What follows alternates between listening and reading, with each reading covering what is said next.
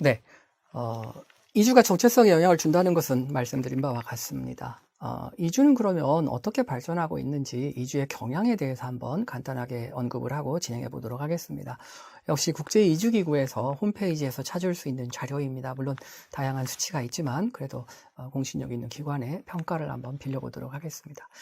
여기에서 몇 가지의 특징, 6가지 정도의 특징을 제시하고 있습니다. 첫 번째 제시하는 것은 이주의 전 지구화입니다. 이주가 옛날에는, 과거에는 특정 지역에서 주로 발생하고 근접지 중심으로 발생했다면 이제는 이주 흐름에 영향을 받는 국가가 전 세계적으로 증가했다라는 것입니다. 그건 결국은 세계 전체적으로 이런 현상이 나타나기 때문에 경제사회 문화적으로 아주 역사적이거나 근원이 다른 국가로부터의 다양한 이주자가 특정 국가에 몰리는, 그러니까 여러 국가에 수용되는 현상들이 나타난다라고 할 수 있겠습니다. 이주도 가속화되고 있습니다. 국제 이동이 빠르게, 크게, 많이 번지고 있습니다. 결국은 정부가 정책을 수정하는 데 걸리는 시간보다 더 많은 이동이 이루어지고 있다. 그래서 정부 정책의 정부 정책을 만들어내는 시급성 그리고 어려움이 심화되고 있다라고 할 수 있겠습니다. 이주가 차별화되고 있다. 라고 이야기하고 있습니다. 다양한 이주가 나타납니다. 노동이주, 난민이주, 영주이주 등이 나타나고 있고 이에 맞게 국내 국제 정책을 수립하는데 어려움이 발생하고 있다. 이렇게 지적하고 있습니다. 두드러지는 특징 중에 하나는 이주의 여성화입니다. 여성의 이주 문제는 별개 건으로 다시 다루려고 합니다. 왜냐하면 이주 요인, 이주의 결과, 이주의 기대가 일반적으로 흔히 남성 중심으로 기술하는 일반 이주 이론하고 좀 다릅니다. 그래서 다르게 한번 시간을 따로 내서 이야기를 해보려고 하고 있습니다. 과거의 남성 이주 그리고 가족 재결합 이주 형태에서 여성 이주가 1960년대 이후에 급격하게 증가하기 시작합니다. 다양한 이주 유형에서도 여성들이 특정한 특히 특별한 유형들에서는 여성들이 많은 다수를 차지합니다. 그게 결국은 이제 그 긍정적인 영역이라고 보기는 어려운데 인신매매, 난민 이런 이동에서도 여성이 다수를 점하는 현상들이 나타나고 있습니다. 이주 문제는 정치화되고 있습니다. 특히 이제 이주와 테러리즘을 연결하는 경우도 나타나고 있고요. 그거는 사실은 이제 긍정적이다 부정적이다를 떠나서 어쨌든 그런 현상이 나타나고 있다라는 것은 굉장히 심각한 문제라고 할 수 있습니다. 그러니까 이주 문제에 대한 어떤 정책을 제시하고 설립하는데 큰 장애를 야기할 수 있는 문제 같습니다. 아까 잠깐 전에도 말씀드렸던 특정한 지역에서는 특정 국가와의 정치적 관계, 외교적인 관계를 유지하기 위해서 노동력 시장을 개방하기도 합니다. 그러니까 이주 문제는 그런 면에서는 정치, 안보, 전략적인 성격을 가지고 있기도 합니다. 이제 이주의 중요성이 이만큼 커졌을 땐 더더욱 그렇겠죠. 그리고 이주 유출국이 유입국으로 전환되는 양상도 보여주고 있습니다. 그게 이주가 전 세계화되는 요인 중에 하나입니다. 옛날에는 유출국, 유입국 이렇게 구분이 어느 정도 돼 있었다면 이제는 유입국이면서 유출국이고 유출국이면서 이런 양상이 벌어지는 거죠. 그래서 좀 더 이 문제를 해결하는데 복잡한 양상을 보이고 있고요. 폴란드, 스페인, 모로코, 멕시코, 터키, 한국 이런 나라들이 대표적으로 이제 유입국, 유출국이었다가 유입국을 겸하고 있는 그런 국가라고 할 수 있습니다. 자, 이런 현상에 대해서 어떻게 봐야 하는가 하는 문제를 이제 고민해 봐야 할 것 같습니다. 그래서 이주에 관련해서는 어떤 이론적인 접근이 이루어지고 있는가를 간략하게 살펴보도록 하겠습니다. 아마 이주 이론만 가지고도 10주 이상 할 필요도 있을지도 모르겠습니다만은 여기에서는 몇십 분에 그냥 끝내보도록 하겠습니다. 이거는 정말 추가적으로 더 많은 공부가 필요한 영역이라고 생각이 됩니다. 크게 그냥 러프하게 나눴을 때 행위자 중심, 구조 중심, 그 다음에 네트워크 중심의 이론 이렇게 구분해 볼 수가 있을 것 같습니다. 행위자 중심은 개인이나 가구 수준에서의 결정 이런 것들에 많은 관심을 두는 거고요. 비용 편익, 아니면 신경제학적인 측면 이런 것들이 이제 여기에 속한다고 볼 수 있습니다. 구조 중심은 국가 혹은 세계 체제 이런 중심으로 노동시장의 분절성 이런 것에 초점을 맞추어서 이제 분석하는 이론입니다. 그래서 노동시장 분절론, 상대인구 과잉론 이런 것들이 세계체제론 이런 것들이 구조 중심의 분석이라고 할 수 있겠습니다. 그 다음에 이제 이주 네트워크 이론인데 이것은 통합하려는 시도입니다. 개인 수준에서 혹은 구조 차원에서 분석하는 것만으로 이주 현상을 충분히 설명할 수 없다. 그 외에도 다른 중요한 요인들이 있는데 놓치고 있다. 그것이 무엇이냐? 네트워크다. 이 이주자들이 어떻게 연결되고 있느냐 하는 것이 이주에 커다란 영향을 주고 있다. 그 부분에 이제 초점을 맞추어서 보는 것이죠. 그래서 사회 자본, 이주자가 가지고 있는 사회적 자본이 이주에 미치는 영향, 뭐 이런 것들을 분석하게 되겠습니다. 먼저 이제 신고전학파 이론부터 본다면, 신고전학파 이론도 이제 미시 이론, 거시 차원의 이론 이렇게 분류를 해볼 수가 있을 것 같습니다. 거시 이론에서 본다면 국가 간의 노동력 불균형과 임금 격차가 특정 국가에서 다른 국가로 사람들을 이동하게 만드는 요인이다. 이렇게 보는 거죠. 미시 이론은 역시 그런 문제인데 이제 개인의 순서, 개인의 의사결정 차원에 맞추어서 분석을 하는 겁니다. 그래서 개인이 소득을 특정 국가에서 노동을 통해서 얻는 소득과 다른 국가에서 얻는 소득의 차이가 사람들을 움직이게 만든다. 그러니까 더 많은 소득을 위해서 움직이는 거죠. 그리고 여기에는 인적 자본, 개인이 가지고 있는 이동할 수 있는 능력, 이 영향을 준다라는 겁니다. 그러니까 언어, 소통 능력도 분명히 도움이 되겠죠.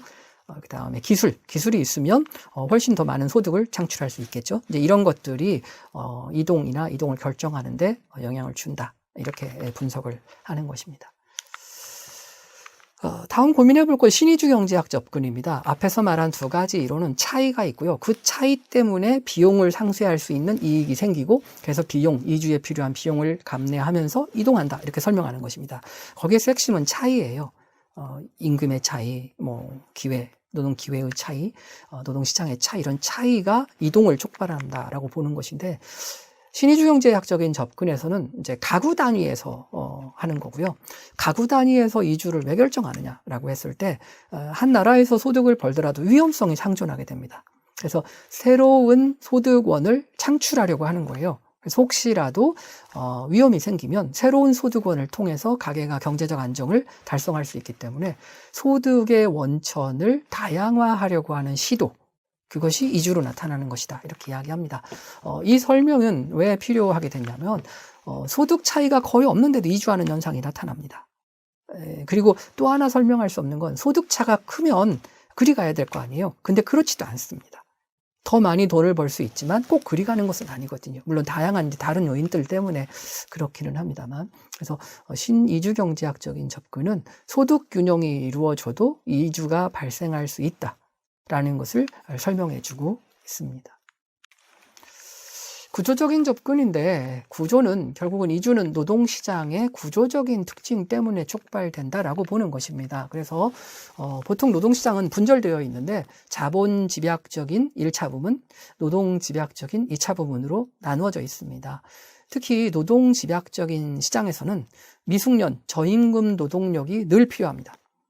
그걸 어디에서 가져오느냐라고 했을 때 그거를 해외의 노동력으로 채우고자 하는 거죠. 그런 수요가 늘 상존한다. 노동시장 자체가 그렇게 발전하는 거다. 이런 입장인 겁니다.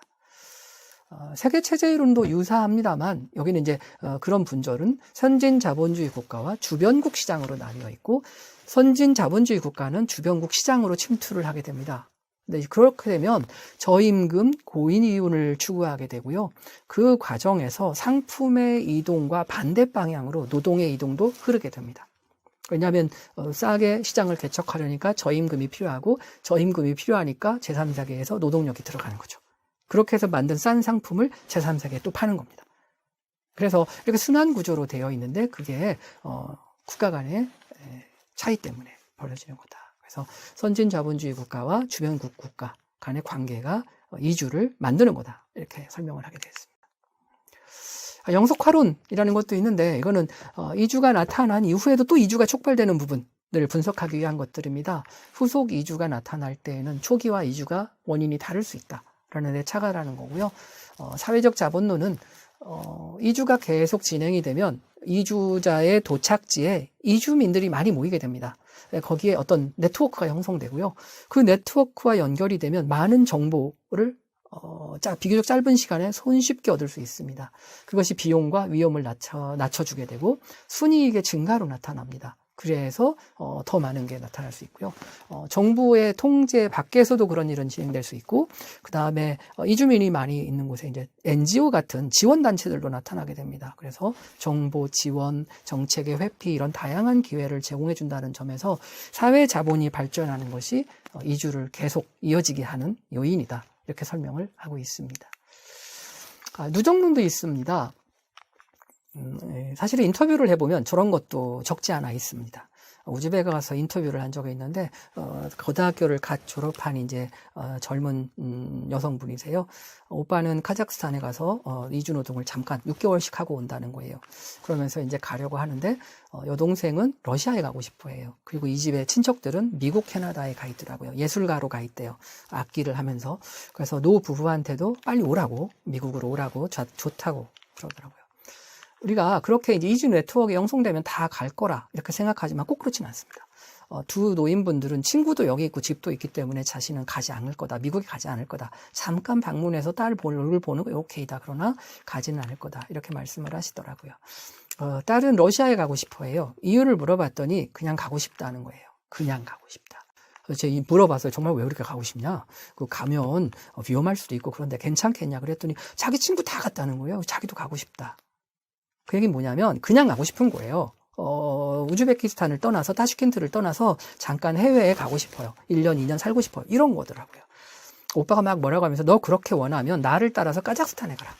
그러면 거기 가서 일을 하면 거기도 외국이다. 근데 카자흐스탄은 우즈벡이랑 별 차이가 없는 가 싫다는 거예요. 그럼 따따르스탄에 가라. 이모가 거기 있대요. 따따르스탄, 가만히 얘기를 들어보면 비슷한 문화가 있는 곳에 가고 싶진 않아요. 러시아라고 하는 새로운 세계를 보고 싶은 거더라고요. 이제 이런 경우가 누적론의 원인이 된 겁니다. 이주자가 없는 가정은 상대적으로 박탈감이 생길 수 있습니다. 그러다 보면 나가고 싶은 동기가 생기고요. 은퇴를 하기 위해서 농경지를 구입하는 경우가 많습니다. 이주가 한 다음에. 그게 좀 지나면 농사를 못 짓게 돼요.